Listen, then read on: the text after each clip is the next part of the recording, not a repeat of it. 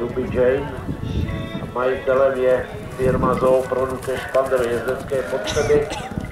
Honzík Špander ve svém mládí zvítězil v bronzové podkově v Humpolci. Vládova nová vegetace. Jezdil aktivně, věnoval se své firmě, která je jedna z nejznámějších firm jezdecké potřeby. Ale nyní říkal, že se vydá na ježdění.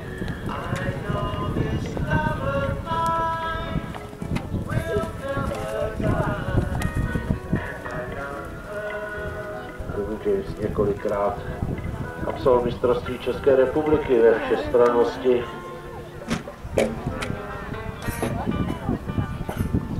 I finále zlaté podkovy.